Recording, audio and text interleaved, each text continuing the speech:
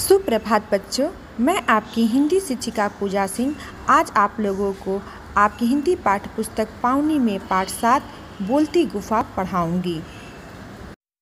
तो आइए बच्चों, पृष्ठ संख्या 50 पर देखिए, सबसे ऊपर लिखा है पाठ 7 बोलती गुफा। बच्चों, तो हम लोग जानना चाहेंगे क्या गुफा भी बोलती है। आइए इसी की कहानी हम पढ़ते हैं। बच्चों, सबसे ऊपर देखिए, यहाँ लिखा है, इन पशुओं के नाम बताइए, इनमें से जो गुफा में रहता है उस पर सही का निशान लगाइए। देखिए यहाँ पर गुफा भी बना हुआ है। गुफा के अंदर कौन है? शेर। यानी शेर किस में रहता है? गुफा में। तो जो जानवर गुफा में रहता है उस पर हमको सही का निशान लगाना है। तो इस बॉक्स में हम लोग क्या लगाएंगे? सही का निशान लगाएंगे।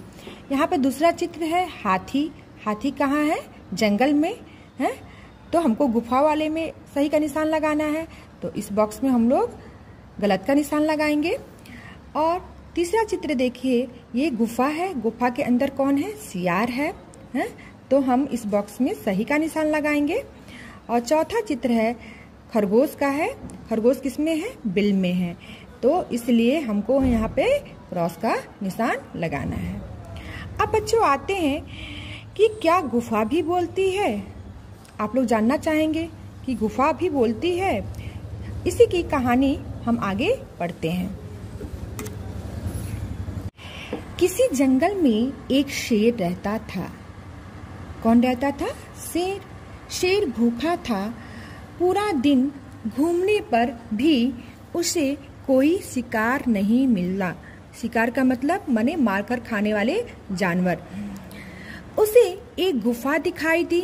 उसने सोचा कि जरूर इस गुफा में कोई जानवर रहता होगा। जब वह गुफा में लौट कर आएगा तो मैं उसे मार कर खा लूंगा। शेर चुपचाप गुफा के भीतर जाकर बैठ गया। क्यों बैठ गया? अरे कि कोई जानवर आएगा तो मैं उसे मारकर खा जाऊंगा। वह गुफा एक सियार की थी। सियार का मतलब बच्चों क्या होता है? गीदड़। शाम को सियार आया तो उसे गुफा के बाहर पंजों के निशान दिखाई दिए। सियार बहुत होशियार था। होशियार का मतलब बच्चों चालाक। वह हमेशा चौकन्ना रहता था।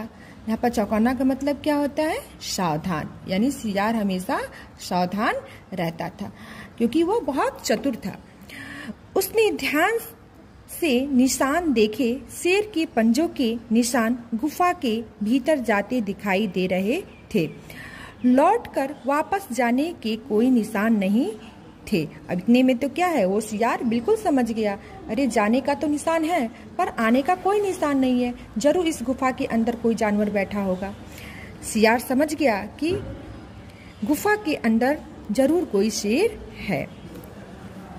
बच्चों पृष्ठ संख्या 51 पर देखिए, यहाँ लिखा है, सियार चालाक तो था ही यह जानने के लिए कि शेर गुफा के भीतर है या नहीं, उसने एक चाल चली। यानी उसने एक योजना बनाई।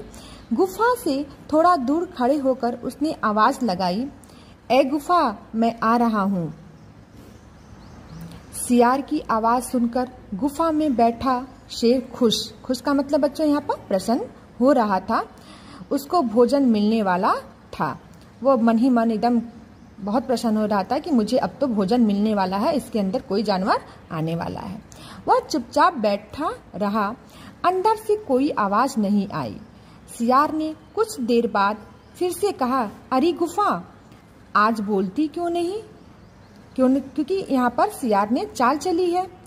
तू रोज मेरे आने पर मेरा स्वागत करती हुई कहती थी, आइए सियार जी आइए। क्या तू आज किसी से डर रही है? गुफा में से कोई आवाज नहीं आई। सियार बोला, ठीक है, तू आज नहीं बोलती तो मैं वापस चला जाता हूँ। गुफा में बैठे शेर ने सोचा कि सचमुच यह गुफा रोज बोलती होगी। ये तो सियार की एक चाल थी कि अगर इसके अंदर कोई जानवर बैठा होगा तो जरूर बोलेगा और नहीं बैठा होगा तो वो नहीं बोलेगा। इसलिए उसने यह एक चाल चली थी। अब आगे देखते हैं बच्चों। अब पृष्ठ संख्या 52 पर देखिए बच्चों, लिखा है आज मुझसे डर कर नहीं बोल रही है। कौन नहीं बोल रही है? गुफा। ठीक है।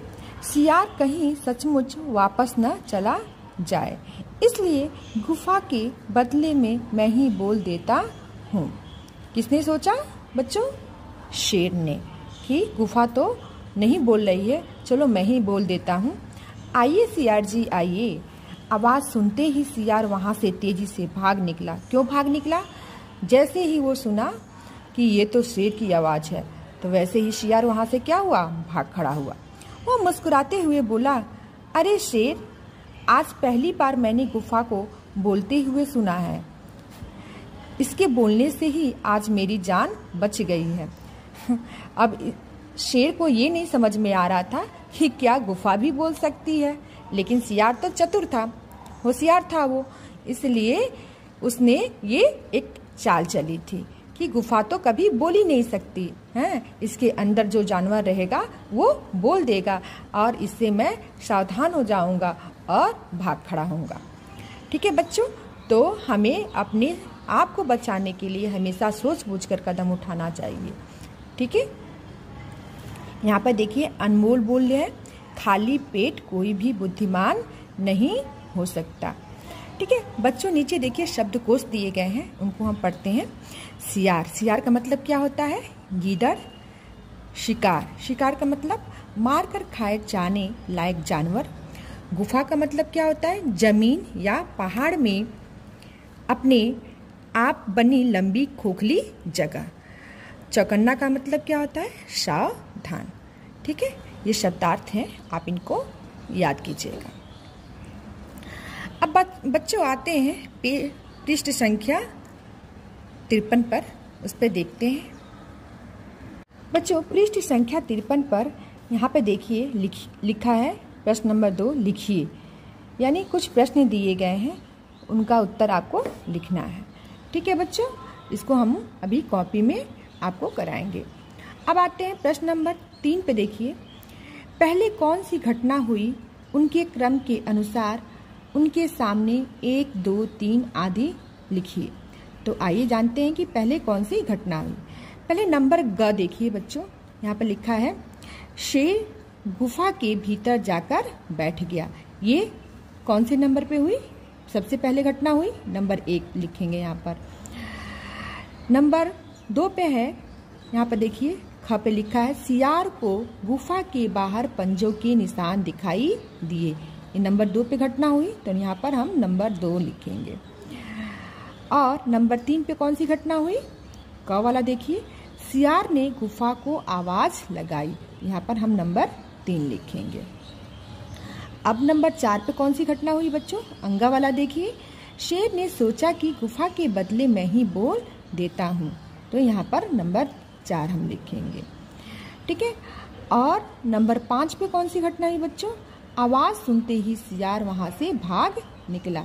ये सबसे लास्ट में घटना हुई, तो यहाँ पर हम नंबर 5 लिखेंगे। अब बच्चों प्रश्न नंबर 4 है, कहानी के सियार के बारे में 2 वाक्य लिखिए। ठीक है, सियार के बारे में आपको 2 वाक्य लिखना है। तो नंबर 1 होगा सियार बहुत होशियार था। नंबर 2 होगा सियार हमेशा चौकन्ना रहता था। अब बच्चों आते हैं पृष्ठ संख्या 54 पे। बच्चों पृष्ठ संख्या 54 पे प्रश्न नंबर 1 देखिए, लिखा है समान अर्थ वाले शब्दों को मिलाइए। यानी यहाँ पर हमको समान अर्थ वाले शब्दों को मिलाना है। सबसे पहले देखते हैं अवश्य। अवश्य का मतलब क्या होता है? जरूर, तो जरूर से मिला देंगे। सावधान चौकन्ना से मिला देंगे। पशु को जानवर से मिला देंगे। चिन्ह, चिन्ह का मतलब निशान भी होता है, तो निशान से मिला देंगे। प्रश्न का मतलब क्या होता है? खुश भी होता है, तो खुश से मिला देंगे। अब प्रश्न नंबर 2 है बच्चों, सही शब्द चुनकर वाक्य पूरे कीजिए। अब यहाँ पर आपको ब्रैकेट में कुछ शब्द दिए गए हैं, इसमें से सही शब्द चुनकर आपको इस वाक्य को पूरा करना है। नंबर का है शेर भूखा क्या था, यहाँ पर हम था लिखेंगे। नंबर खा है उसे एक गुफा दिखाई दी। तो यहाँ पर हम चुनकर डी लिखेंगे। नंबर घ है उसने एक चाल चली, तो यहाँ पर हम चली लिखेंगे। नंबर घ है अंदर से कोई आवाज़ नहीं आई, तो यहाँ पर हम लोग आई लिखेंगे। प्रश्न नंबर 3 है नीचे लिखे वाक्यों के रंगीन शब्द किसके लिए आए हैं लिखिए। ठीक है, आपको बताना है कि जो ये रंगीन शब्द किसके लिए है, ये सर्वनाम शब्द है, तो आपको यहाँ पर संज्ञा शब्द लिखना है।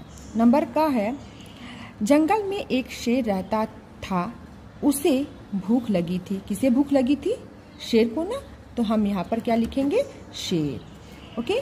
नंबर ख है सियार बहुत होशियार था, वह हमेशा चौकन्ना रहता था। कौन चौकन्ना रहता था बच्चों? सियार ना, तो हम यहाँ पर सियार लिखेंगे। नंबर ग है शेर खुश हो रहा था, उसको भोजन मिलने वाला था। किसको मिलने वाला था भोजन बच्चों? शेर को ना, तो यहाँ पर हम शेर लिखेंगे। नंबर घ है गुफा क्या तू मुझसे नाराज है? तो कौन नाराज है? गुफा, तो यहाँ पर हम लोग गुफा लिखेंगे। यहाँ पर देखिए रंगीन शब्द किसी न किसी संज्ञा नाम वाले शब्द के स्थान पर आए हैं। ऐसे शब्दों को हम लोग क्या कहते हैं? सर्वनाम कहते हैं। यानी जो शब्द संज्ञा के स्थान पर आते हैं उनको हम लोग क्या बोलते हैं? सर्वनाम बोलते हैं। इसलिए उसे, वह, उसको, तू, ये सारे शब्द क्या है? सर्वनाम शब्द हैं। अब नीचे देखिए लिखा है पाठ से आगे कहानी के शेर और सियार में आपको कौन बुद्धिमान लगता है और क्यों? तो आप इसका उत्तर स्वयं लिखेंगे। बच्चों पृष्ठ संख्या 55 पर देखिए प्रश्न नंबर 2 है चित्र देखकर शेर और खरगोश की कहानी सुनाइए। ये आपको चित्र दिए गए हैं, इसको देखकर आप अपनी कॉपी में कहानी लिखेंगे। ओके, ये आपका गृह कार्य है। और यहाँ गतिविधि दी गई है जानवरों को उनके रहने के स्थान तक पहुँचाइए। यहाँ पर कौन जानवर कहाँ रहता है उनके स्थान तक पहुँचाना है। यानी बंदर कहाँ रहता है? पेड़ पर। ठीक है, तो पेड़ पे हम निशान लगा देंगे। ठीक है, और यहाँ पर देखिए गुफा में कौन रहता है? शियार, तो शियार को हम गुफा से मैच कर देंगे। मछली कहाँ रहती है? तालाब में, तो तालाब से मैच कर देंगे। सांप कहाँ रहता है? बिल में, तो आप बिल में मैच कर देंगे। हनी का कहाँ रहती है? छत्ता बनाकर वो अपना रहती है, तो उसको छत्ता में से हम मैच कर देंगे। और यहाँ पर सबसे लास्ट में बचता है खरगोश कहाँ रहता है? यहाँ पर देखिए झाड़ी बना है, जंगल बना है, वो इन झाड़ियों में रहता है, तो इससे हम लोग मैच कर देंगे। और पृष्ठ संख्या 56 पर देखते हैं क्या है। बच्चों पृष्ठ संख्या 56 पर जीव जगत से, यानी जीव जगत से आपको कुछ कहानियाँ लिखनी है। यहाँ पर देखिए लिखा है कि कुछ पशु पक्षी अपनी विशेष गुणों विशेषताओं के लिए जाने जाते हैं। उनके इन गुणों पर अनेक प्रसिद्ध कहानियाँ आधारित हैं। हम यहाँ 2 पशु पक्षियों के चित्र दे रहे हैं। इनसे संबंधित कहानियाँ अपने मित्र, मम्मी, पापा, दादा, दादी से सुनिए और उनकी विशेषताएं उनके सामने लिखिए। आप देखिए पहला चित्र कौवा का है और दूसरा चित्र यहाँ पर बतख का है। ठीक है, हंस का है। तो इनकी कहानी आप लोग अपनी मम्मी पापा से सुनेंगे और दादा दादी से भी सुन सकते हैं। सुनकर आप उनकी विशेषताएं और उस कहानी को यहाँ पर लिखेंगे। और दूसरा चित्र हाथी का बना है और एक खरगोश का बना है। इसको आप स्वयं अपने घर पर करेंगे। धन्यवाद बच्चों, आप पुस्तक को बहुत अच्छे से पढ़ेंगे और उस पुस्तक में जहाँ भी कठिन शब्द है उसको हमने पेंसिल से अंडरलाइन किया है, उसको अपनी कॉपी में बार बार लिखकर प्रयास करें।